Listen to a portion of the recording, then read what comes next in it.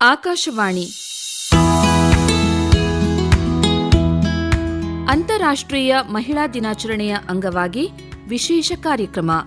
ಕರ್ನಾಟಕ ಸರ್ಕಾರದ ಆರಕ್ಷಕ ಉಪಮಹಾನಿರೀಕ್ಷಕರು ಹಾಗೂ ಅಪರ ಮಹಾಸಮಾದೇಷ್ಟರು ಗೃಹ ರಕ್ಷಕ ದಳ ಮತ್ತು ಪದನಿಮಿತ್ತ ಅಪರ ನಿರ್ದೇಶಕರು ಪೌರ ರಕ್ಷಣೆ ಶ್ರೀಮತಿ ಸವಿತಾ ಶ್ರೀನಿವಾಸ್ ಅವರೊಂದಿಗೆ ಸಂದರ್ಶನ.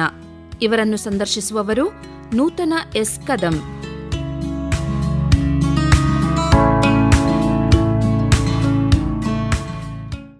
ಶ್ರೋತೃಗಳೇ ನಮಸ್ಕಾರ. 2026 ಅಂತಾರಾಷ್ಟ್ರೀಯ ಮಹಿಳಾ ದಿನಾಚರಣೆಯ ಈ ಸಂದರ್ಭದಲ್ಲಿ ನಿಮಗೆಲ್ಲ ಹಾರ್ದಿಕ ಶುಭಾಶಯಗಳು. ನಿಮಗೆ ಶುಭಾಶಯಗಳನ್ನು ಹೇಳೋದಕ್ಕೆ ಈಗ ನಮ್ಮೊಂದಿಗೆ ಒಬ್ಬ ವಿಶೇಷ ಅತಿಥಿ ಕೂಡ ಇದ್ದಾರೆ. ಸವಿತಾ ಶ್ರೀನಿವಾಸ್ IPS. ಈ ಹೆಸರು ಬಹಳ ರೋಮಾಂಚನಗೊಳಿಸುವಂಥದ್ದು 2 ವಿಧದಲ್ಲಿ. ಸವಿತಾ ಅವರು ಜನಸಾಮಾನ್ಯರಿಗೆ ಪರಿಚಯ ಆಗಿರೋದು ಲೇಖಕರಾಗಿ, ಹಾಗೆಯೇ ಆಡಳಿತ ವರ್ಗದಲ್ಲಿ ಪರಿಚಯ ಆಗಿರೋದು ಅಧಿಕಾರಿಯಾಗಿ, ಅದರಲ್ಲೂ IPS ಅಧಿಕಾರಿಯಾಗಿ. ಬಹಳ ಅಪರೂಪದ ಕೆಲವು ಬೆರಳೆಣಿಕೆಯ ಮಹಿಳೆಯರು ಈ ಉನ್ನತ ಸ್ಥಾನಕ್ಕೆ ಹೋಗಬಲ್ಲರು. ಇವತ್ತು ಆ ಉನ್ನತ ಸ್ಥಾನದಲ್ಲಿ ಏನಿದ್ದಾರೆ ಅವರು, ಈಗ ಅವರು ಆರಕ್ಷಕ ಉಪಮಹಾನಿರೀಕ್ಷಕರು ಹಾಗೂ ಅಪರ ಮಹಾಸಮಾದೇಷ್ಟರು ಗೃಹರಕ್ಷಕ ದಳ ಮತ್ತು ಪದನಿಮಿತ್ತ ಅಪರ ನಿರ್ದೇಶಕರು ಪೌರ ರಕ್ಷಣೆ. ಸದ್ಯ ಅವರು ಬೆಂಗಳೂರಿನಲ್ಲಿ ಕಾರ್ಯನಿರ್ವಹಿಸ್ತಾ ಇದ್ದಾರೆ. ಅವರನ್ನ ನಮ್ಮ ಕಾರ್ಯಕ್ರಮಕ್ಕೆ ನಿಮ್ಮೆಲ್ಲರ ಪರವಾಗಿ ಪ್ರೀತಿಯಿಂದ ಆಹ್ವಾನಿಸ್ತೇನೆ. ಸವಿತಾ ಶ್ರೀನಿವಾಸ್ ಅವರೇ, ಮೊದಲನೇದಾಗಿ ಅಂತಾರಾಷ್ಟ್ರೀಯ ಮಹಿಳಾ ದಿನಾಚರಣೆಯ ಶುಭಾಶಯಗಳು ಹಾಗೂ ಕಾರ್ಯಕ್ರಮಕ್ಕೆ ಆತ್ಮೀಯವಾದ ಸ್ವಾಗತ. ಧನ್ಯವಾದಗಳು ನೂತನ ಅವರೇ. ನಿಮಗೂ ಸಹ 2026 ಅಂತಾರಾಷ್ಟ್ರೀಯ ಮಹಿಳಾ ದಿನಾಚರಣೆಯ ಹಾರ್ದಿಕ ಶುಭಾಶಯಗಳು. ಧನ್ಯವಾದಗಳು. ನಿಮ್ಮೊಂದಿಗೆ ಮಾತನಾಡ್ತಾ ಇರೋದು ಬಹಳ ಖುಷಿ ಕೊಡ್ತಾ ಇದೆ. ಯಾಕೆಂದ್ರೆ ಇವತ್ತು ಮಹಿಳೆಯರೆದುರಿಗೆ ಅನೇಕ ಸವಾಲುಗಳಿದ್ದಾವೆ. ಆ ಸವಾಲುಗಳಿಗೆ ಪರಿಹಾರವಾಗಿ ನಿಮ್ಮಂಥ ಉನ್ನತ ಹುದ್ದೆಯಲ್ಲಿ, ಅದರಲ್ಲೂ ಪೊಲೀಸ್ ಹುದ್ದೆಯಲ್ಲಿ ಇರುವಂಥ ಮಹಿಳೆಯರ ನೆರವಿಗೆ ಬರ್ತಾರೆ ಅನ್ನುವ ಒಂದು ದೊಡ್ಡ ನಂಬಿಕೆಯಿಂದ ನೀವು 2006 DSP ಆಗಿ ಪೊಲೀಸ್ ಇಲಾಖೆಯನ್ನ ಸೇರಿದ್ರಿ. ಈಗ 20 ವರ್ಷಗಳು ನಿಮ್ಮ ಸೇವಾವಧಿಯಲ್ಲಿ ಕಳೆದಿದ್ದೀರಾ. ಈ ವರ್ಷಗಳಲ್ಲಿ ಸಾಕಷ್ಟು ಏಳು ಬೀಳುಗಳನ್ನು ಮಹಿಳೆಯರ ವಿಷಯದಲ್ಲಿ ಸಮಾಜವೂ ಕಂಡಿದೆ. ಹಾಗೆ ಅವುಗಳನ್ನು ನಿರ್ವಹಿಸುವಾಗ ನೀವು ಕೂಡ ಅದನ್ನು ಎದುರಾಗಿರ್ತೀರ. ನಿಮ್ಮ ಆ ಮೊದಲ ಅನುಭವದಿಂದ ನಾವು ಆರಂಭ ಮಾಡಬಹುದು ಅನಿಸುತ್ತೆ. ಹೌದು, 2006 ನಾನು ಪೊಲೀಸ್ ಸೇವೆಗೆ ಸೇರಿದ ನಂತರ ಕರ್ನಾಟಕ ಪೊಲೀಸ್ ಅಕಾಡೆಮಿನಲ್ಲಿ 1 ವರ್ಷದ ತರಬೇತಿ ಇತ್ತು. ಅನಂತರ ಪ್ರೊಬೇಷನರಿ DSP ಆಗಿ ಕೋಲಾರಕ್ಕೆ ನಿಯೋಜನೆ ಮಾಡಿದ್ರು. ಕೋಲಾರದಲ್ಲಿ ನಾನು ಈ ಮಹಿಳಾ ಪೊಲೀಸರ ಬಗ್ಗೆ ಅಧ್ಯಯನ ಮಾಡೋದಕ್ಕೆ ಒಂದು ಅವಕಾಶ ಸಿಕ್ತು.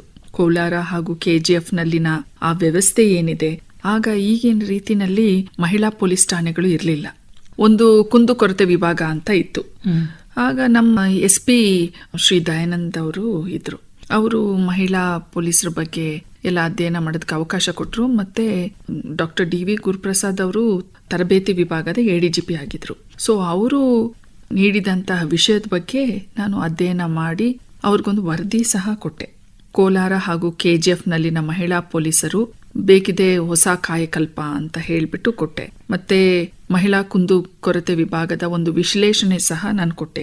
ಅಲ್ಲಿನ ಪ್ರಸ್ತುತ ವ್ಯವಸ್ಥೆ ಏನಿದೆ, ಏನೆಲ್ಲ ಇಂಪ್ರೂವ್ ಮಾಡ್ಬೋದು, ಮತ್ತೆ ಕುಂದುಕೊರತೆ ಏನಿದೆ, ಮಹಿಳೆಯರು ಯಾವ್ಯಾವ ಕ್ಷೇತ್ರದಲ್ಲಿ ಕೆಲಸ ಮಾಡ್ತಾ ಇದ್ದಾರೆ, ಇದನ್ನೆಲ್ಲ ಅಧ್ಯಯನ ಮಾಡಿ ಒಂದು ಪ್ರಾಜೆಕ್ಟ್ ರೀತಿನಲ್ಲಿ ಅವ್ರಿಗೆ ವರದಿಯನ್ನು ಒಪ್ಪಿಸಿದೆ.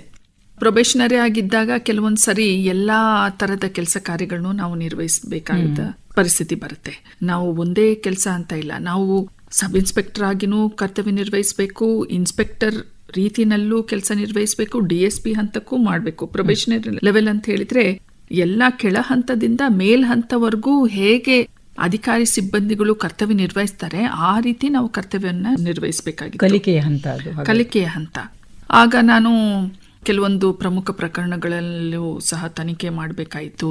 ಕೆಲವೊಂದು ಕೋಮುಗಲಭೆ ಇತ್ತು ಕೋಲಾರದಲ್ಲಿ, ಕ್ಲಾಕ್ ಟವರ್ ಅಲ್ಲಿ. ಆವಾಗ SP ದಯಾನಂದ್ ಸರ್ ಇದ್ರು. ಅದನ್ನ ಹೇಗೆ ನಿಭಾಯಿಸಿದ ರೀತಿ, ಆ ಕೋಮುಗಲಭೆಯನ್ನ ಹತೋಟಿಗೆ ತಂದ ರೀತಿ, ಅದೆಲ್ಲ ನನಗೆ ಪ್ರಾಯೋಗಿಕ ಒಂದು ತರಬೇತಿ ರೀತಿನಲ್ಲಿತ್ತು. ಹೇಗೆ ನಿಭಾಯಿಸಬೇಕು, ಲಾ ಅಂಡ್ ಆರ್ಡರ್ ಸಿಚುವೇಶನ್ ಆಗಿ, ಕಾನೂನು ಸುವ್ಯವಸ್ಥೆ. ಮತ್ತೆ ಆ ಸಂದರ್ಭದಲ್ಲಿ ಚಿಕ್ಕಬಳ್ಳಾಪುರ ಹೊಸ ಜಿಲ್ಲೆ ಆಯಿತು. ಆಗ ಸರ್ಕಾರ ಬದಲಾವಣೆ ಆದ ಸಂದರ್ಭದಲ್ಲಿ ನಾವು ಆ ಜಿಲ್ಲೆ ವಿಭಜನೆ ಹೇಗೆ ಬಂದೋಬಸ್ತ್ ಮಾಡಬೇಕಾಯಿತು, ಹೊಸ ಜಿಲ್ಲೆಗೆ ಹೇಗೆ ಸೌಕರ್ಯಗಳನ್ನ ಕೊಡಬೇಕಾಯಿತು ಅನ್ನೋದೆಲ್ಲ ನಾನು ಕಲಿಯೋ ಥರ ಆಯಿತು. ವರ್ಷ ಮುಂದೆ ನೀವು ಅಲ್ಲಿಂದ ಹೆಚ್ಚಿನ ಹುದ್ದೆಗಳಲ್ಲಿ ಕಲಬುರಗಿಯಲ್ಲಿ ಮಾಡಿದ್ರಿ, ಮಂಡ್ಯದಲ್ಲಿ ಮಾಡಿದ್ರಿ. ಅಲ್ಲಿ ಸಾಕಷ್ಟು ಸವಾಲುಗಳು ಎದುರಾದವು ನಿಮ್ಗೆ.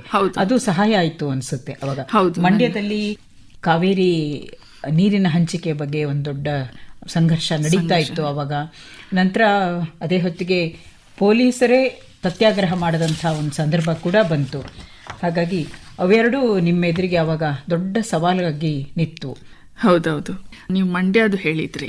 ಮಂಡ್ಯದು ನನಗೆ ಅನಿರೀಕ್ಷಿತ ಆಗಿತ್ತು. ಹೆಚ್ಚುವರಿ ಪೊಲೀಸ್ ಅಧೀಕ್ಷಕರ ಅಡಿಷನಲ್ SP ಆಗಿ ನನಗೆ ಪೋಸ್ಟಿಂಗ್ ಇತ್ತು. ನಾನು ನಿರೀಕ್ಷೆ ಮಾಡಿರ್ಲಿಲ್ಲ ಮಂಡ್ಯಗೆ ವರ್ಗಾವಣೆ ಆಗುತ್ತೆ ಅಂತ. ಅದು ಮಧ್ಯರಾತ್ರಿ ಹೋಗಿ ರಿಪೋರ್ಟ್ ಮಾಡ್ಕೊಂಡೆ. ಅಲ್ಲಿ ತುಂಬಾ ತುರ್ತು ಪರಿಸ್ಥಿತಿ ಇತ್ತು. ಅಂದ್ರೆ ಕರ್ನಾಟಕ ಪೊಲೀಸ್ ಮಹಾಸಂಘದಿಂದ ಮುಷ್ಕರಕ್ಕೆ ಕರೆ ನೀಡಲಾಗಿತ್ತು. ಅಂದ್ರೆ ಪೊಲೀಸ್ ಸಿಬ್ಬಂದಿನೇ ಮುಷ್ಕರ ಹೂಡ್ತಾ ಇದ್ದಿದ್ದು ಅಂತಹ ದಿನನಿತ್ಯದ ಚಟುವಟಿಕೆಗೆ ಅಡಚಣೆ ಆಗಿತ್ತು.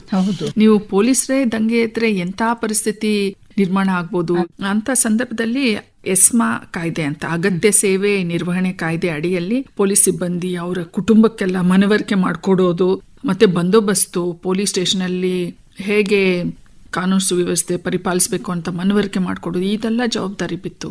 ಸೊ ಹೇಗೂ ಕಠಿಣವಾದ ಪರಿಸ್ಥಿತಿಯಲ್ಲಿ ಕರ್ತವ್ಯ ನಿರ್ವಹಿಸಿದ ಅನುಭವ ಮರೆಯಲಾಗಕ್ಕೆ ಆಗದೇ ಇಲ್ಲ.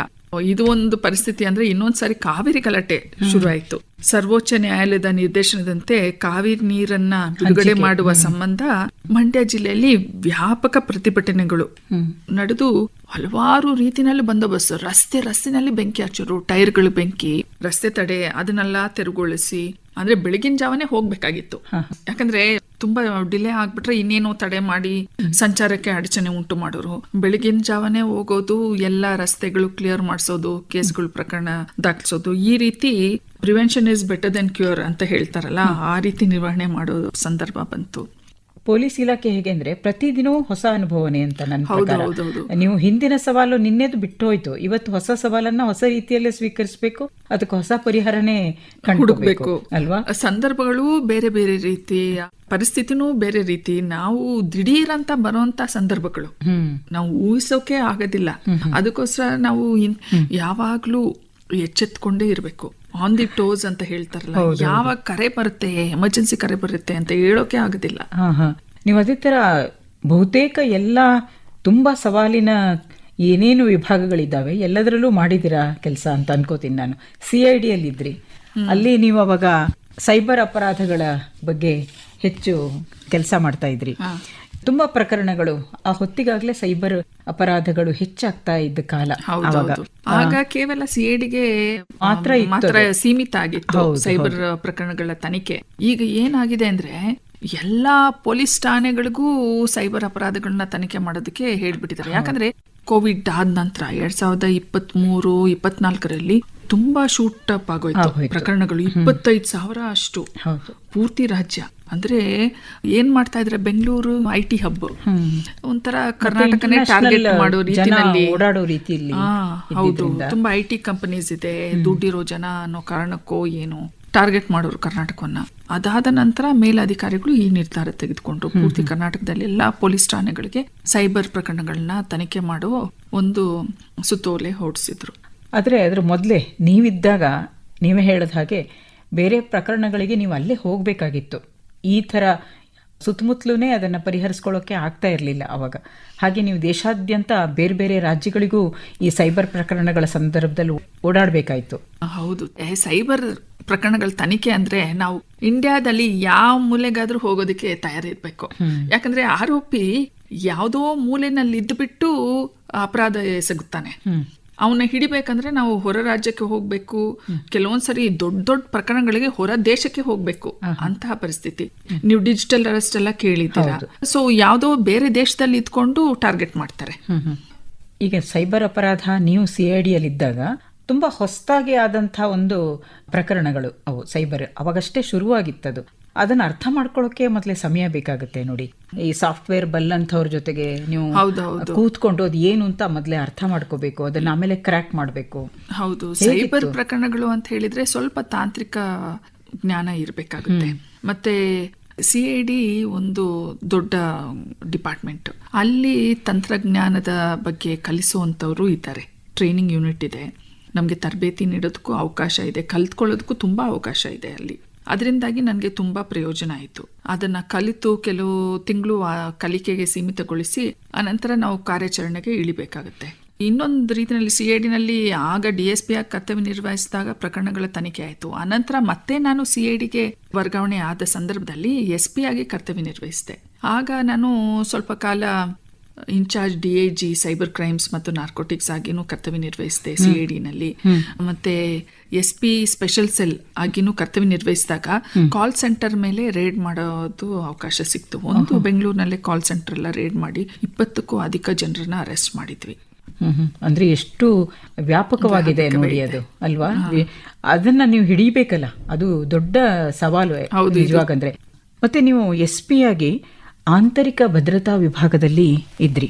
ಇದು ಬಹಳ ಮುಖ್ಯವಾದ ವಿಭಾಗ ಅಂತ ನಾನು ಅನ್ಕೋತೀನಿ. ಏಕೆಂದ್ರೆ ಎಲ್ಲ ವಿಭಾಗವೂ ಪೊಲೀಸ್ ಇಲಾಖೆಯಲ್ಲಿ ಮುಖ್ಯವೇ, ಆದರೆ ಆಂತರಿಕ ಭದ್ರತಾ ವಿಭಾಗ ಇದೆಯಲ್ಲ, ಇಲ್ಲಿ ನಾನು ಆವಾಗಲೇ ಹೇಳಿದ ಹಾಗೆ ದಿನದ ಸವಾಲು ಇದು. ಮತ್ತೆ ಹಗಲು ರಾತ್ರಿ ಕೆಲಸ ಮಾಡಬೇಕಾದಂಥ ವಿಭಾಗ ಅನ್ಕೋತೀನಿ. ಅಲ್ಲಿ ಹೇಗಿತ್ತು ನಿಮ್ಮ ಅನುಭವ? ಅವಾಗ ನೀವು ಬೆಂಗಳೂರಲ್ಲೇ ಇದ್ರಿ. ಹೌದೌದು, ಬೆಂಗಳೂರಿನಲ್ಲೇ ಇದ್ದೆ. ಆಂತರಿಕ ಭದ್ರತಾ ವಿಭಾಗದಲ್ಲಿ ಸುಮಾರು ಕೆಲಸ ಮಾಡೋದಕ್ಕೆ ಅವಕಾಶ ಸಿಕ್ತು. ಅಲ್ಲಿನ ಕರ್ನಾಟಕದಾದ್ಯಂತ ಇರುವ ಪ್ರಮುಖ ಸ್ಥಾವರಗಳು ಅಂದ್ರೆ ವೈಟಲ್ ಇನ್ಸ್ಟಾಲೇಷನ್ಸು, ಜನನಿ ಬಿಡ ಸ್ಥಳಗಳ ಸೆಕ್ಯೂರಿಟಿ ಆಡಿಟ್ ಅಂತ ಸಮಗ್ರ ಭದ್ರತಾ ಪರಿಶೋಧನೆ ನಮೂನೆಗಳನ್ನು ಇದನ್ನೆಲ್ಲ ತಯಾರಿಸಿ ಮಾಡಿದೆ ಪೂರ್ತಿ ಕರ್ನಾಟಕಕ್ಕೆ. ಅದು ಏರ್ಪೋರ್ಟ್ಸ್ ಆಗಲಿ, ರೈಲ್ವೆ ಸ್ಟೇಷನ್ಸು, ಆಮೇಲೆ ಮೆಟ್ರೋ ಸ್ಟೇಷನ್ಸು, ಇವುಗಳಿಗೆಲ್ಲ ಭದ್ರತಾ ನಮೂನೆಗಳನ್ನ ತಯಾರಿ ಮಾಡಿಸಿದ್ವಿ ಪೂರ್ತಿ ಕರ್ನಾಟಕ. ಆನಂತರ ನಕ್ಸಲ್ ಬಾಧಿತ ಪೊಲೀಸ್ ಠಾಣೆಗಳ ಭದ್ರತಾ ಪರಿಶೋಧನೆ ಸಹ ಅದಕ್ಕೆ ಆ ಕಾರ್ಯದ ಉಸ್ತುವಾರಿ ಸಹ ವಹಿಸಿದ್ದೆ. ನಕ್ಸಲರಿಗೆ ಶರಣಾಗತ ನೀತಿ ಅವಾಗಲೇ 2012-16 ಸಂದರ್ಭದಲ್ಲಿ ಆವಾಗ ಅದನ್ನ ರೂಪಿಸುವಲ್ಲಿ ಪ್ರಮುಖ ಪಾತ್ರ ವಹಿಸೋ ರೀತಿನಲ್ಲಾಯ್ತು. ಇನ್ನೊಂದು ಕಾಣೆಯಾದ ಯುವಕರ ಬಗ್ಗೆ ಮಾಹಿತಿ ಸಂಗ್ರಹಿಸೋದು, ಮತ್ತೆ ಪ್ರಮುಖ ಪ್ರಕರಣಗಳಲ್ಲಿ ಕೆಲವೊಂದು ಇಂಟ್ರೋಗೇಷನ್ ಅಂತ ಹೇಳ್ತಾರೆ, ಆರೋಪಿಗಳ ಜೊತೆಯಲ್ಲಿ ಅವ್ರ ಜೊತೆಲಿ ವಿಚಾರಣೆ ನಡೆಸೋಂತ ಅವಕಾಶ ಸಹ ಸಿಕ್ತು. ಈ ಕೆಲಸಕ್ಕೆ ನಾನು ದೇಶದಾದ್ಯಂತ ಬೇರೆ ಬೇರೆ ನಗರಗಳಿಗೆ, ಜಿಲ್ಲೆಗಳಿಗೆ ಹೋಗಿ ಪ್ರಯಾಣ ಬೆಳೆಸೋ ರೀತಿ ಆಯ್ತು ಮಾಹಿತಿ ಸಂಗ್ರಹಿಸೋದಕ್ಕೆ. ಇಲ್ಲಿ ಬಹಳ ನನಗೆ ಕುತೂಹಲ ಅನಿಸ್ತಿರೋದು ಈ ಆಂತರಿಕ ಭದ್ರತೆ ವಿಷಯದಲ್ಲಿ. ಈಗ ನಕ್ಸಲ್ಸ್ ಎಲ್ಲ ಹೇಳಿದ್ರಿ ನೀವು, ಅಲ್ಲಿ ಯಾರು ಯಾರಿಗೆ ಮಾಹಿತಿದಾರರಾಗಿರ್ತಾರೆ ಅನ್ನೋದೆಲ್ಲ ಗೊತ್ತೇ ಇರೋದಿಲ್ಲ. ಹಾಗೆ ಅಂತ ದೊಡ್ಡ ಚಾಲೆಂಜ್ಗಳಿರ್ತವೆ. ಇಲ್ಲಿ ಮೂಲ ಹಂತದಲ್ಲಿ ಗ್ರಾಸ್ ರೂಟ್ ಲೆವೆಲ್ ಅಲ್ಲಿ ಕರ್ತವ್ಯ ನಿರ್ವಹಿಸುವಂತಹ ಬೀಟ್ ಸಿಬ್ಬಂದಿಗಳಿಗೆ ನಾವು ಮಾರ್ಗದರ್ಶನ ಸೂಚಿಗಳನ್ನ ನೀಡಿದ್ವಿ. ಯಾಕಂದ್ರೆ ಅವರೇ ಮನೆಯಲ್ಲಿರುವ ಮಾಹಿತಿ ಎಲ್ಲ ಅವ್ರಿಗೆ ಗೊತ್ತಿರುತ್ತೆ, ಸೊ ಅವ್ರಿಗೆಲ್ಲ ಕೆಲವೊಂದು ಬೀಟ್ ಸಿಬ್ಬಂದಿಗಳಿಗೆ ಕೈಪಿಡಿ ಅಂತ ಸಹ ಕೊಟ್ಟಿದ್ದಾಯ್ತು. ಏನೆಲ್ಲ ಮಾಹಿತಿಗಳು ಆಂತರಿಕ ಭದ್ರತೆಗೆ ಸವಾಲು ಒಡ್ಡುವಂತ ಸಂದರ್ಭಗಳು, ಯಾವಾಗ ನಿಮ್ಗೆ ಸಂಶಯ ಬರಬೇಕು, ಯಾವಾಗ ಎಂತಹ ಮಾಹಿತಿ ತೆಗಬೇಕು ಅನ್ನೋ ರೀತಿ ಸೂಚನೆಗಳನ್ನ ಖಡಕ್ಕಾಗಿ ಕರ್ನಾಟಕದಾದ್ಯಂತ ಒದಗಿಸಿದ್ವಿ. ಇದು ಬಹಳ ತುಂಬಾ ಮುಖ್ಯವಾದದ್ದು ಅಂತ ಅನ್ಸುತ್ತೆ. ಯಾಕೆಂದ್ರೆ ಇದ್ರ ಜೊತೆಗೆ ನೀವು ಪೊಲೀಸರಿಗೆ ವ್ಯಕ್ತಿತ್ವ ವಿಕಸನ ಶಿಬಿರಗಳನ್ನ ಮಾಡಿದ್ರಿ, ಸುಮಾರು ಲೆಕ್ಚರ್ ಸೀರೀಸ್ ಕೂಡ ಮಾಡಿದ್ರಿ. ಅಂದ್ರೆ ಎರಡನ್ನೂ ನಾನು ಯಾಕೆ ಒಟ್ಟಿಗೆ ಹೇಳ್ತಿದ್ದೀನಿ ಅಂದ್ರೆ, ಆ ಕೈಪಿಡಿ ಕೊಟ್ರೆ ಆಗ್ಲಿಲ್ಲ, ಅದಕ್ಕೆ ಅವರನ್ನು ಸಿದ್ಧ ಮಾಡ್ಬೇಕಾಗತ್ತೆ. ಈ ಹಿಂದೆ ಇದ್ದಂಥ ಪ್ರಕರಣಗಳಾಗಲಿ ಅಥವಾ ಒಂದು ಸಾಮಾಜಿಕ ವ್ಯವಸ್ಥೆಯು ಸ್ವಲ್ಪ ಒಂದು ಹಂತದಲ್ಲಿ ರಕ್ಷಣಾ ವ್ಯವಸ್ಥೆ ಒಳಗಡೆ ಇತ್ತು ಅಂತ ಅನ್ಕೋತೀನಿ. ಯಾವಾಗ ಈ ರೀತಿ ನಗರಗಳು ಸ್ವರೂಪನೇ ಬದಲಾಯಿತು, ಈಗ ಉದಾಹರಣೆಗೆ ಬೆಂಗಳೂರು, ಇಲ್ಲಿ ಕಾಲ್ ಸೆಂಟರ್ ಅಂದ್ರೆ ನೀವು ಸೈಬರ್ ಅಪರಾಧಗಳ ಹೆಚ್ಚಳ ಆಯಿತು, ಡಿಜಿಟಲ್ ಅರೆಸ್ಟ್ಗಳು ಇತ್ಯಾದಿ ಎಲ್ಲ ಆಯಿತು. ಆವಾಗ ಪೊಲೀಸರನ್ನು ನಾವು ಹೆಚ್ಚು ಜಾಗರೂಕರನ್ನಾಗಿ ಮಾಡಬೇಕಾದಂಥ ಅವಶ್ಯಕತೆ ಇರುತ್ತೆ. ಜೊತೆಗೆ ಅವರಿಗೆ ವ್ಯಕ್ತಿತ್ವ ವಿಕಸನದ ಒಂದು ಪಾಠವೂ ಆಗಬೇಕಾಗುತ್ತೆ ಅಂತ. ಮತ್ತೆ ಸ್ಟ್ರೆಸ್ ಮ್ಯಾನೇಜ್ಮೆಂಟು, ಇಷ್ಟೆಲ್ಲದರ ಜೊತೆಗೆ ನನಗೆ ಪೊಲೀಸರ ಬಗ್ಗೆ ಯಾವತ್ತೂ ಬಹಳ ಪ್ರೀತಿ. ಯಾಕೆಂದರೆ ಅವರು ಎಷ್ಟೊಂದು ಸ್ಟ್ರೆಸ್ಸನ್ನು ಒಳಗಿಟ್ಕೊಂಡು ಇಡೀ ದಿನ ಹೇಗೆ ಕೆಲಸ ಮಾಡ್ತಾರಲ್ಲ ಅನ್ನೋದು ನನಗೆ ಅವರಿಗಿರುವಂಥ ಬಹಳ ದೊಡ್ಡ ಕಾಳಜಿ. ನೀವು ಅದನ್ನೆಲ್ಲ ಸರಿ ಮಾಡೋಣ ಅಂತಲೇ ಅಥವಾ ಅವರಿಗೆ ಅದನ್ನ ತರಬೇತಿ ಕೊಡೋಣ ಅಂತಲೇ ಲೆಕ್ಚರ್ ಸೀರೀಸ್ಗಳನ್ನು ಮಾಡಿದ್ರಿ. ಹೌದು, ಪೊಲೀಸಿಂಗ್ ಕೆಲಸ ಮಾಡುವಂಥವ್ರಿಗೆ ಇದು ತುಂಬ ಅವಶ್ಯಕ. ಯಾಕೆ ಪ್ರತಿ ದಿವಸ ಹೊಸ ಸನ್ನಿವೇಶಗಳು ಎದುರಾಗುತ್ತವೆ, ಮತ್ತು ಅವರು ಒತ್ತಡದಲ್ಲೇ ಕೆಲಸ ನಿರ್ವಹಿಸಬೇಕು. ಒಂದು ಬಂದೋಬಸ್ತಾಗಲಿ, VIP ಬಂದೋಬಸ್ತು ಅಥವಾ ಲಾ ಆ್ಯಂಡ್ ಆರ್ಡರ್ ಸಿಚುವೇಶನ್ ಆಗಲಿ, ಅಂಥ ಸಂದರ್ಭದಲ್ಲಿ ಒತ್ತಡ ದಿನನಿತ್ಯದ ಕಾರ್ಯ ಒತ್ತಡ ಒಂದಾದ್ರೆ ಮಳೆ, ಬಿಸಿಲು, ಚಳಿ ಎಲ್ಲ ನಿಂತ್ಕೊಂಡೇ ಇರ್ಬೇಕಲ್ಲ ಎಲ್ಲಾ ಸಂದರ್ಭದಲ್ಲಿ. ಅದು ಕೂಡ ಸಂಚಾರ ಪೊಲೀಸರು, ಬೆಂಗಳೂರಂತ ಊರುಗಳಲ್ಲಿ ಸಂಚಾರ ಎಲ್ಲವೂ ಒತ್ತಡವೇ. ಹೌದು, ಎಲ್ಲ ಒತ್ತಡಗಳ ಅಡಿಯಲ್ಲಿ ಕರ್ತವ್ಯ ನಿರ್ವಹಿಸುವಂತಹ ಪೊಲೀಸರಿಗೆ ಕೆಲವೊಂದು ಸಾರಿ ಆ ಸಂದರ್ಭಗಳಲ್ಲಿ ಹೇಗೆ ನಿಭಾಯಿಸಬೇಕು ಮತ್ತೆ ಒತ್ತಡದಲ್ಲೂ ಹೇಗೆ ಕೆಲಸ ನಿರ್ವಹಿಸಬೇಕು ಅನ್ನೋಂತಹ ಕೆಲವೊಂದು ವೆಲ್ನೆಸ್ ಪ್ರೋಗ್ರಾಮ್ಸು, ವ್ಯಕ್ತಿತ್ವ ವಿಕಸನದಂತಹ ಕಾರ್ಯಕ್ರಮ ತುಂಬಾ ಅವಶ್ಯಕತೆ ಇದೆ. ನಾವು ನಾರ್ಮಲ್ ಆಗಿ ಜೆಂಡರ್ ಸೆನ್ಸಿಟೈಸೇಷನ್ ಕಾರ್ಯಕ್ರಮಗಳನ್ನ ಆಯೋಜನೆ ಮಾಡೋ ಸಂದರ್ಭದಲ್ಲಿ ಬಹುಶಃ ಇದಕ್ಕೂ ಸಹ ಒತ್ತು ನೀಡೋ ಅವಶ್ಯಕತೆ ಇದೆ. ನಾನು ಎಎಜಿ ಆಗಿ ಪೊಲೀಸ್ ಪ್ರಧಾನ ಕಚೇರಿಯಲ್ಲಿ ಕರ್ತವ್ಯ ನಿರ್ವಹಿಸುವಂತಹ ಸಂದರ್ಭದಲ್ಲಿ 60ಕ್ಕೂ ಹೆಚ್ಚು ಈ ರೀತಿ ವೆಲ್ನೆಸ್ ಕಾರ್ಯಕ್ರಮಗಳನ್ನ ನಡೆಸಿದೆ. ಅಲ್ಲಿರುವಂತಹ ಸಿಬ್ಬಂದಿ, ಅಧಿಕಾರಿಗಳು ಯಾರಿದ್ದಾರೆ ಅವ್ರಿಗೆ ಇದುವರೆಗೂ ಯಾರು ಇಂತಹ ಕಾರ್ಯಕ್ರಮಗಳನ್ನ ನಡೆಸಿರಲಿಲ್ಲ. ನಾವು ಯಾವಾಗ್ಲೂ ಕ್ಲರಿಕಲ್ ಸ್ಟಾಫ್ಸ್ ನ ಕಡೆಗಣಿಸ್ತೀವಿ. ನಾವು ನಾರ್ಮಲಿಗೆ ಪೊಲೀಸ್ನವರೇ ಅಂತ, ಬಟ್ ಒತ್ತಡದಲ್ಲೂ ಅವರು ಕರ್ತವ್ಯ ನಿರ್ವಹಿಸ್ತಾರೆ. ಪೂರ್ತಿ ಕರ್ನಾಟಕ ಕೋಆರ್ಡಿನೇಟ್ ಮಾಡ್ಬೇಕಲ್ಲ ಅವರು. ಸೊ ಅಂತಹ ಸಿಬ್ಬಂದಿಗಳಿಗೆ, ಅಧಿಕಾರಿಗಳಿಗೆ ನಾನು ಈ ಕಾರ್ಯಕ್ರಮಗಳನ್ನ ಸರಣಿ ರೀತಿನಲ್ಲಿ ಆಯೋಜನೆ ಮಾಡಿದೆ. ನೀವೇ ಹೇಳಿದ ಹಾಗೆ ಅದುವರೆಗೂ ಯಾರು ಯೋಚನೆ ಮಾಡಿರ್ಲಿಲ್ಲ ಅದನ್ನ ಅಂತ. ಇಲ್ಲಿ ನಾನು ಹೇಳ್ಬೋದು ಅನ್ಸುತ್ತೆ, ಮಹಿಳೆಯರು ಯೋಚನೆ ಮಾಡೋದು ಬೇರೆ ರೀತಿ ಅಂತ ಇಲ್ಲಿ ಗೊತ್ತಾಗುತ್ತೆ ನಮ್ಗೆ. ಯಾಕೆಂದ್ರೆ ಈ ಒತ್ತಡವನ್ನ ನಿರ್ವಹಣೆ ಮಾಡೋದು ಮಹಿಳೆಗೆ ಜನ್ಮಜಾತವಾಗಿ ಬಂದಿರುವಂಥದ್ದು. ಹಾಗಾಗಿ ಆ ಒತ್ತಡವನ್ನ ಹೇಗೆ ನಿರ್ವಹಣೆ ಮಾಡಬೇಕು ಅಂತಾಗ್ಲಿ, ಅಥವಾ ಒತ್ತಡ ನಿರ್ವಹಣೆಗೆ ಬೇಕಾದಂತ ಒಂದು ಪರಿಹಾರದ ಅವಶ್ಯಕತೆ ಎಷ್ಟಿದೆ ಅನ್ನೋದು ಮಹಿಳೆಗೆ ಚೆನ್ನಾಗಿ ಗೊತ್ತಿರುತ್ತೆ ಅಂತ ಅನ್ಸುತ್ತೆ ನನಗೆ. ಒಂದು ನಮ್ಮ ನಿರ್ಧಾರ ತೆಗೆದುಕೊಳ್ಳುವಂತಹ ಪೊಸಿಷನ್ನಲ್ಲಿರೋ ಅಧಿಕಾರಿಗಳು ಅವರು ಈ ಸೂಕ್ಷ್ಮತೆಗಳನ್ನ ಅರ್ಥ ಮಾಡಿಕೊಂಡು ಕಾರ್ಯಕ್ರಮಗಳನ್ನ ಆಯೋಜನೆ ಮಾಡಿದರೆ ಬಹಳಷ್ಟು ಸಮಸ್ಯೆಗಳು ನಿವಾರಣೆ ಆಗುತ್ತೆ. ಮತ್ತೊಂದೇನಂದ್ರೆ, ಕೆಲವೊಂದು ಉತ್ತಮ ಕೆಲಸಗಳನ್ನ ಕೆಲವರು ಅಧಿಕಾರಿಗಳು ಮಾಡಿದಾಗ ನಂತರ ಬರುವಂತಹ ಅಧಿಕಾರಿಗಳು ಅದನ್ನ ಮುಂದುವರಿಸಬೇಕು, ಅದನ್ನ ಅಲ್ಲಿಗೆ ನಿಲ್ಲಿಸಬಾರ್ದು. ಅದರಿಂದಾಗಿ ಒಳ್ಳೆ ಕೆಲಸಗಳು ಏನೇನು ಆಗ್ತಾ ಇದೆ ಅದು ಮುಂದುವರೆದಂಗೂ ಆಗುತ್ತೆ. ಇಲ್ಲಿ ಮಹಿಳೆ ಅಥವಾ ಪುರುಷ ಅಧಿಕಾರಿ ಅನ್ನೋದಕ್ಕಿಂತ ಮಾನವೀಯವಾಗಿ ಯಾರು ಹೆಚ್ಚು ಯೋಚನೆ ಮಾಡಬಲ್ಲರೋ ಅವರೆಲ್ಲರೂ ಇಂತಹ ಕೆಲಸಗಳನ್ನ ಮಾಡ್ತಾರೆ ಅಂತ ಹೇಳಿದ್ರು. ಹಾಗೆ ನೀವು ಮಾನವೀಯವಾಗಿ ಇವುಗಳನ್ನ ಯೋಚನೆ ಮಾಡಿದ್ರಿಂದ ಇಂತಹ ಕೆಲವು ಪರಿಹಾರಗಳನ್ನ ಅಥವಾ ಅವಶ್ಯಕತೆಗಳನ್ನ ಅವರಿಗೆ ಕೊಡ್ಲಿಕ್ಕೆ ಸಾಧ್ಯ ಆಯಿತು ಅಂತ. ಮತ್ತೆ ಈ ಹೊತ್ತಿಗೆ ಕರ್ನಾಟಕವನ್ನೇ ನಾವು ಯೋಚನೆ ಮಾಡಿದ್ರೆ ಅಥವಾ ಭಾರತವನ್ನು ತಗೊಂಡ್ರು ಕೂಡ ಈ ಅಪರಾಧದ ಪ್ರಕರಣಗಳ ಸಂಖ್ಯೆ ಬಹಳ ಹೆಚ್ಚಾಗ್ತಾ ಇತ್ತು. ಮತ್ತೆ ಅಪರಾಧಗಳ ಸ್ವರೂಪ ಕೂಡ ಬಹಳ ವಿಭಿನ್ನವಾಗ್ತಿತ್ತು. ಇಷ್ಟೊತ್ತಿಗೆ ತಾಂತ್ರಿಕ ಅಭಿವೃದ್ಧಿಯೂ ಸಾಕಷ್ಟಾಗಿರೋದ್ರಿಂದ ಮೊಬೈಲ್ ಆಗಲಿ ಅಥವಾ ಲ್ಯಾಪ್ಟಾಪ್ ಅಥವಾ ಇನ್ನೇನೇನೋ ಬೇರೆ ಬೇರೆ ಸಲಕರಣೆಗಳ ಮೂಲಕ ಕೂಡ ಅಪರಾಧ ನಡೆಯೋದು ಬಹಳ ವ್ಯಾಪಕವಾಯಿತು. ಮತ್ತೆ ಒಂದು ರೀತಿಯಲ್ಲಿ ಅವರಿಗೆ ಸುಲಭ ಆಯಿತು ಅಂತ. ಅದು ಇನ್ನೂ ದೊಡ್ಡ ಸವಾಲಾಗಿತ್ತು. KSATಯಲ್ಲಿ ಇದ್ದಾಗ ನೀವು ಆಡಳಿತ ಪ್ರಕರಣಗಳ ಸಂಖ್ಯೆ ಬಹಳ ಹೆಚ್ಚಾಗಿತ್ತು. ನೀವು ಅವುಗಳನ್ನು ಒಂದು ಹಂತಕ್ಕೆ ಕಡಿಮೆ ಮಾಡೋದಕ್ಕೆ ಬಹಳ ಪ್ರಯತ್ನ ಮಾಡಿದ್ರಿ ಅನ್ಸುತ್ತೆ. ಹೌದು, ಈ KT ಕೇಸಸ್ ಅಂತ ಹೇಳಿದ್ರೆ ಕರ್ನಾಟಕ ರಾಜ್ಯ ಆಡಳಿತಾತ್ಮಕ ನ್ಯಾಯಮಂಡಳಿಯ ಸೇವಾ ಪ್ರಕರಣಗಳು, ಸರ್ವಿಸ್ ಮ್ಯಾಟರ್ಸ್. ಅಂದ್ರೆ ಯಾರಿಗಾದ್ರೂ ಪ್ರಮೋಷನ್ ಬಗ್ಗೆ ಏನಾದರೂ ವ್ಯಾಜ್ಯಗಳಿದ್ರೆ, ಮತ್ತೆ ಹೈಕೋರ್ಟ್ ತಡೆ ಆಗಲಿ, KT ತಡೆಗಳು ಪ್ರಕರಣಗಳು, ಈ ರೀತಿ ಸೇವಾ ಪ್ರಕರಣಗಳು ಅಂತ ಬರುತ್ತೆ. ನಾವು ನಾರ್ಮಲ್ ಆಗಿ ಕ್ರೈಮ್ ಕೇಸಸ್ ಮಾತ್ರ ಗಮನ ಹರಿಸ್ತೀವಿ. ಇದು ಅಡ್ಮಿನಿಸ್ಟ್ರೇಟಿವ್ ಮ್ಯಾಟರ್. ಇಂತಹ ಸುಮಾರು ಪ್ರಕರಣಗಳು ಗುಡ್ಡೆ ಬಿದ್ದಿದ್ವು. ಆನಂತರ ನಾನು AAG ಕೇಂದ್ರ ಸ್ಥಾನದಲ್ಲಿ ಕರ್ತವ್ಯ ನಿರ್ವಹಿಸಿದ ಸಂದರ್ಭದಲ್ಲಿ ಮೂಲ ಹಂತದಲ್ಲಿ ಯಾಕೆ ಈ ಸಮಸ್ಯೆಗಳಿದೆ, ದೀರ್ಘಕಾಲಿಕವಾಗಿ ಇರುವಂತಹ ಪ್ರಕರಣಗಳು, ಮತ್ತೆ ಯಾವುದು ನ್ಯಾಯಯುತವಾಗಿ ಕೆಲವೊಂದು ನಿಯಮಗಳು ಇದ್ರೂ ಯಾಕೆ ಪ್ರಕರಣಗಳನ್ನ ದಾಖಲಿಸಿದ್ದಾರೆ, ಮತ್ತೆ ಯಾರು ತೀರ್ಕೊಂಡಿದ್ರು ಅವ್ರ ಮೇಲೆ ಯಾಕೆ ಪ್ರಕರಣಗಳು ದಾಖಲಾಗಿವೆ, ಎಂತಹ ಪ್ರಕರಣಗಳು ದಾಖಲಾಗಿವೆ, ಈ ರೀತಿ ಎಲ್ಲ ವಿಭಜನೆ ಮಾಡಿ ಮಾಡಿ ಹಂತ ಹಂತವಾಗಿ 2017ರಿಂದ 2021ರವರೆಗೆ ಹಂತ ಹಂತವಾಗಿ ವರ್ಷ ವರ್ಷ ಅದನ್ನ ವಿಶ್ಲೇಷಣೆ ಮಾಡಿ ಕಡಿಮೆಗೆ ತಂದಿದ್ದಾಯ್ತು ಪ್ರಕರಣಗಳನ್ನ. ಸೊ ಈ ರೀತಿ ಕೆಲವೊಂದ್ಸರಿ ನಾವು ಮ್ಯಾಕ್ರೋ ವಿಷನ್ ಅಂತ ಇಟ್ಕೋಬೇಕು, ಕೆಲವೊಂದ್ಸರಿ ಮೈಕ್ರೋ ವಿಷನ್ ಇಟ್ಕೋಬೇಕು. ಪ್ರಕರಣಗಳಿಗೆ ಸಂಬಂಧಪಟ್ಟ ಹಾಗೆ ಮ್ಯಾಕ್ರೋನು ಆಗ್ಬೇಕು, ಮೈಕ್ರೋನು ಆಗ್ಬೇಕು. ಹೌದು ಅಂತ ತುಂಬಾ ಒಳ್ಳೆ ಮಾತನ್ನು ಹೇಳಿದ್ರಿ. ಬಹುಶಃ ಈ ರೀತಿ ಮ್ಯಾಕ್ರೋ ಏನು ನೀವು ದೃಷ್ಟಿ ವಿಷನ್ ಅಂತ ಹೇಳಿದ್ರಲ್ಲ, ಅದನ್ನ ನೀವು ನಾರ್ಕೋಟಿಕ್ಸ್ ವಿಭಾಗದಲ್ಲೂ ಇದ್ರಿ. ಅಲ್ಲಿ ಬಹಳ ಚೆನ್ನಾಗಿ ಅದನ್ನ ಬಳಸ್ಕೊಂಡ್ರಿ ಅಂತ ಕಾಣುತ್ತೆ. ಯಾಕೆಂದ್ರೆ ಆಗಷ್ಟೇ ಬೆಂಗಳೂರು ಮಾದಕ ವಸ್ತು ಸಾಗಾಣಿಕೆಯಲ್ಲಾಗಲಿ ಅಥವಾ ಅದರ ಬಳಕೆಯಲ್ಲಾಗಲಿ ಅಷ್ಟೇ ಕೇಳ್ಬರುತ್ತಿದ್ದಂಥ ಹೆಸರು. ಈಗ ಬೆಂಗಳೂರು ಅದರಲ್ಲಿ ಬಹಳ ವ್ಯಾಪಕವಾಗಿದೆ. ಆಗ ನೀವು ನಾರ್ಕೋಟಿಕ್ಸ್ ವಿಭಾಗದಲ್ಲಿ ಇದ್ರಲ್ಲ, ಅಲ್ಲಿ ಒಂದು ಆಪ್ ಕೂಡ ಅದಕ್ಕಾಗಿ ಮಾಡಿದ್ರಿ, ಡ್ರಗ್ ಫ್ರೀ ಕರ್ನಾಟಕ ಅಂತ. ಅದ್ರ ಹೆಸರೇ ಬಹಳ ಚೆನ್ನಾಗಿದೆ. ಬಹುಶಃ ಇದು ಒಂದು 10 ವರ್ಷದ ಹಿಂದೆ ಆಗಿದ್ರೂ ಕೂಡ ಬಹಳ ದೊಡ್ಡ ಆಲೋಚನೆ ಅಂತ ನನ್ಗನ್ಸುತ್ತೆ. ಹೇಗೆ ಬಂತು ಅದು, ಆ ಡ್ರಗ್ ಫ್ರೀ ಕರ್ನಾಟಕ ಮಾಡೋದಾಗ್ಲಿ? ಈ ಆ್ಯಪ್ ತುಂಬಾ ಉಪಯೋಗ ಇದೆ. ಪೊಲೀಸ್ ಕಂಪ್ಯೂಟರ್ ವಿಂಗ್ ಇಂದ ಇದನ್ನ ಶುರು ಮಾಡಲಾಯಿತು.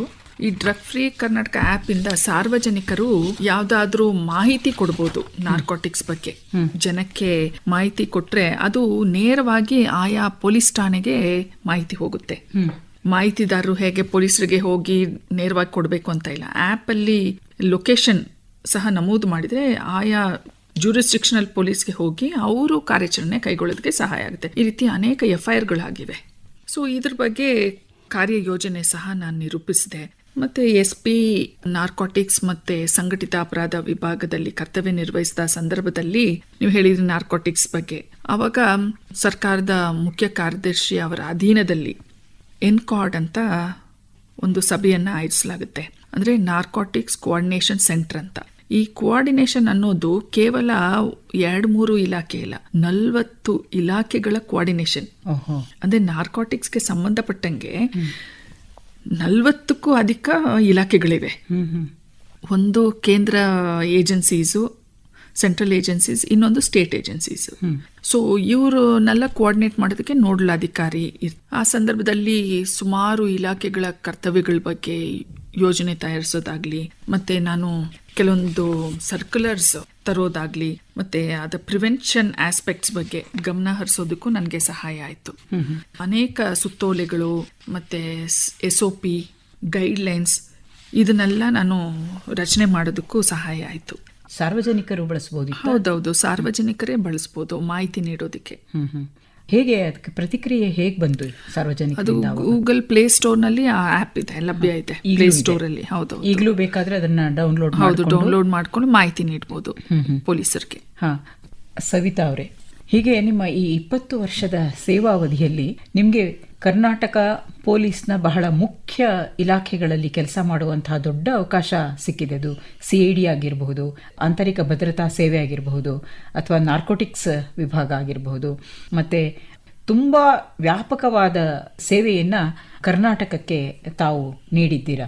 ಈ ಹಿನ್ನೆಲೆಯಲ್ಲಿ ನಾವು ಒಂದು ಸ್ವಲ್ಪ ಹೊತ್ತು ಸವಿತಾ ಶ್ರೀನಿವಾಸ್ IPS ಅವರನ್ನು ಮರೆತು ಸವಿತಾ ಒಬ್ಬ ಯಶಸ್ವಿ ಮಹಿಳೆಯನ್ನ, ಮತ್ತೆ ಸವಿತಾ ಒಬ್ಬ ಮನೆಯಲ್ಲಿರುವಂತಹ ತಾಯಿ ಅಥವಾ ಮಡದಿ ಅಥವಾ ಮಗಳು, ಇವರನ್ನ ಒಂದು ಸ್ವಲ್ಪ ಹೊತ್ತು ನೋಡೋಣ.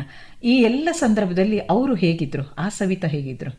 ಈ ಒಂದು ಕೆಲಸದ ಮಧ್ಯೆ ಹಲವಾರು ಬಾರಿ ನಾವು ಹೊರ ರಾಜ್ಯಕ್ಕೆ ಹೋಗ್ಬೇಕಾದಂಥ ಸಂದರ್ಭ ಅಥವಾ ಹೊರ ಜಿಲ್ಲೆಗಳಿಗೆ ಪ್ರಯಾಣ ಮಾಡುವಂತಹ ಸಂದರ್ಭ ಇತ್ತಲ್ಲ, ಮನೆಯನ್ನ ಸ್ವಲ್ಪ ಕಡೆಗಣಿಸಿದ್ವೇನೋ ಅಂತ ಅನಿಸ್ಬಿಡುತ್ತೆ. ನನ್ನ ಮಗ ಬಂದು ಆಗ ಚಿಕ್ಕವನು, ಮನೆಯಲ್ಲಿ ಬಿಟ್ಟು ಹೋಗಬೇಕಾಗಿದ್ದಂಥ ಪರಿಸ್ಥಿತಿ. ಆದರೂ ಸ್ವಲ್ಪ ಕೇರ್ ಟೇಕಿಂಗ್ ವ್ಯವಸ್ಥೆ ಮಾಡಿ ಏನೋ ಒಂದು ಪ್ರಯಾಣ ಮಾಡಿ ತಾತ್ಕಾಲಿಕವಾಗಿ ಏನೋ ಒಂದು ಕೆಲಸ ಮಾಡಿ ವಾಪಸ್ ಬರ್ತಾ ಇದ್ದೆ. ಆ ಸಂದರ್ಭದಲ್ಲಿ ನಾವು ದೀರ್ಘಕಾಲ ನಾನು ಎಕ್ಸಿಕ್ಯೂಟಿವ್ ಕೆಲಸ ಮಾಡಿಲ್ಲ. ಹೀಗಾಗಿ ನಾನ್ ಎಕ್ಸಿಕ್ಯೂಟಿವ್ ಬ್ಯಾಲೆನ್ಸ್ ಮಾಡಿಕೊಂಡು ನಾನು ಕರ್ತವ್ಯ ನಿರ್ವಹಿಸಿದ್ರಿಂದ ನಾನು ಮನೆ ಕಡೆ ಸಹ ಗಮನ ಹರಿಸೋಕಾಯ್ತು, ಮತ್ತೆ ಸೇವೆ ಕಡೆ ಸಹ ಸಾಕಷ್ಟು ಸಾಧನೆ ಮಾಡೋದಕ್ಕೂ ಅವಕಾಶ ಸಿಕ್ತು ಅಂತ ಹೇಳ್ಬೋದು. ಹವ್ಯಾಸವನ್ನ ಮಧ್ಯದಲ್ಲಿ ನಾನ್ ಎಕ್ಸಿಕ್ಯೂಟಿವ್ ಕೆಲಸ ಮಾಡೋ ಸಂದರ್ಭದಲ್ಲಿ ನನ್ನ ಬರವಣಿಗೆಯನ್ನ ಕ್ಷೇತ್ರದಲ್ಲೂ ಸಹ ತೊಡಗಿಸ್ಕೊಂಡೆ. ಹಲವಾರು ಪುಸ್ತಕಗಳನ್ನ ಬರೆಯೋ ಕಾದಂಬರಿಕಾರ್ತಿಯಾಗಿ ನೀವು ಕರ್ನಾಟಕದ ಜನತೆಗೆ ಬಹಳ ಜನಪ್ರಿಯರು, ಬಹಳ ಗೊತ್ತಿರೋರು.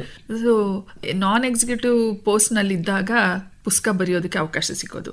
ಸೊ ಈ ರೀತಿ ನನ್ನ ಪ್ರೊಫೆಷನಲ್ ಆಗಿ ಎರಡೂ ಕಡೆ ಸಾಧನೆ ಮಾಡೋದಕ್ಕೆ ಅವಕಾಶ ಸಿಕ್ತು.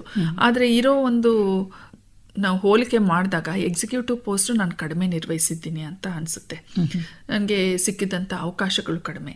ನಾನು SP ಆಗಿ ಜಿಲ್ಲೆ ಅಥವಾ DCP ಆಗಿ ನಗರದಲ್ಲಿ ಮಾಡಿದಂತೂ ಕೆಲವು ಅಲ್ಪಾವಧಿ ಅಷ್ಟೇ. ಸೊ ಅದರಿಂದಾಗಿ ನನಗೆ ಇನ್ನೂ ಹೆಚ್ಚು ಅವಕಾಶ ಸಿಕ್ಕಿದ್ರೆ ಮತ್ತಷ್ಟು ಸಾರ್ವಜನಿಕ ಸೇವೆ ಮಾಡೋದಕ್ಕೂ ನನಗೆ ಅವಕಾಶ ಸಿಗ್ತಾ ಇತ್ತು ಅಂತ ಅನಿಸುತ್ತೆ. ಸೊ ಆಪರ್ಚುನಿಟೀಸ್ ಇರಬೇಕು ಮಹಿಳೆಗೆ ಅಂತ ಅನಿಸುತ್ತೆ. ಆವಾಗ ಅವರು ತಮ್ಮ ಸಾಮರ್ಥ್ಯವನ್ನ ತೋರ್ಸೋದಕ್ಕೂ ಸಾಧ್ಯ ಆಗುತ್ತೆ. ನೀವು ಇಲಾಖೆಗೆ ಸೇರಿದಾಗ ಇದ್ದ ಪರಿಸ್ಥಿತಿಗೂ ಇವತ್ತು ಇಲಾಖೆಯಲ್ಲಿ ಮಹಿಳೆಯರು ಸಾಕಷ್ಟು ಜನ ಇದ್ದಾರೆ.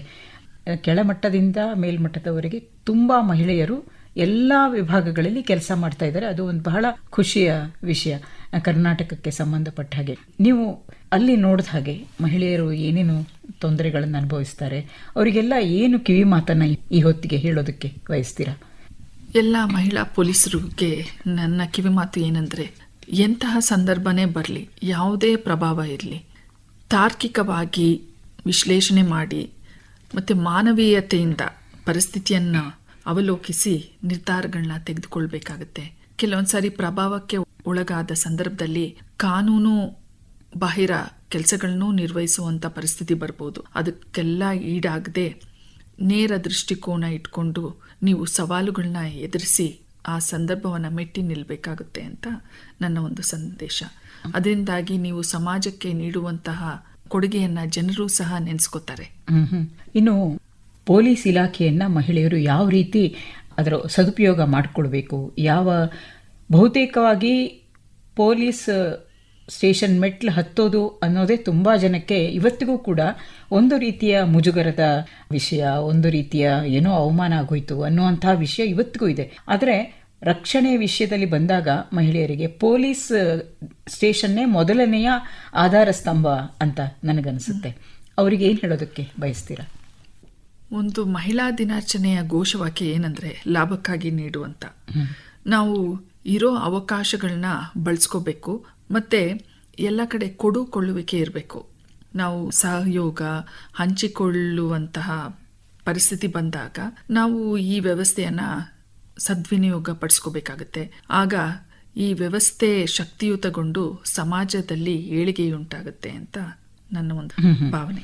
ಅಂದ್ರೆ ಲಾಭಕ್ಕಾಗಿ ನೀಡು ಅನ್ನೋದನ್ನ ನೀವು ಹೀಗೆ ಹೇಳ್ತೀರಾ. ಅದು ಸಾರ್ವಜನಿಕರು ಕೂಡ ಮಹಿಳೆಯರು ಸೇರಿದಂತೆ ಪೊಲೀಸ್ ಇಲಾಖೆಗೆ ಮಾಹಿತಿಯನ್ನು ಕೊಡೋದ್ರ ಮೂಲಕವೋ ಅಥವಾ ಅವರಿಗೆ ನೈತಿಕವಾದ ಬೆಂಬಲವನ್ನು ಕೊಡೋದ್ರ ಮೂಲಕವೋ ಇವರು ಅವರಿಗೆ ಕೊಡುಗೆಯಾಗಿ ಕೊಡಬೇಕು. ಅವರಿಂದ ಒಳ್ಳೆಯ ರಕ್ಷಣೆಯನ್ನ, ಸೇವೆಯನ್ನ, ಸಹಕಾರವನ್ನ ಪಡೆಯಬೇಕು. ತುಂಬಾ ದೊಡ್ಡ ಮಾತನ್ನ ಹೇಳಿದ್ರಿ.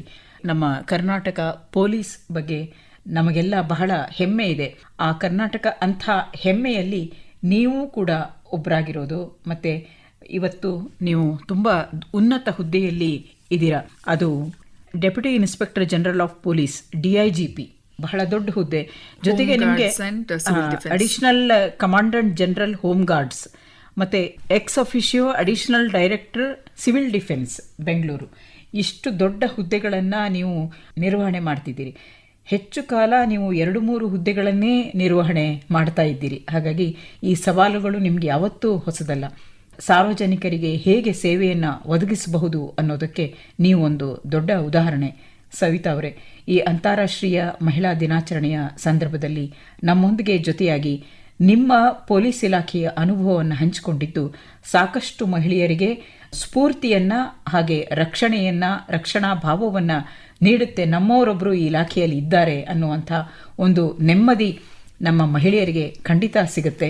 ನಮ್ಮ ಕಾರ್ಯಕ್ರಮದಲ್ಲಿ ಭಾಗವಹಿಸಿದ್ದಕ್ಕೆ ನಿಮಗೆ ಎಲ್ಲ ಶ್ರೋತೃಗಳ ಪರವಾಗಿ ತುಂಬು ಧನ್ಯವಾದಗಳು ಹಾಗೂ ಈ ಅಂತಾರಾಷ್ಟ್ರೀಯ ಮಹಿಳಾ ದಿನಾಚರಣೆಯ ಹಾರ್ದಿಕ ಶುಭಾಶಯಗಳು ಕೂಡ.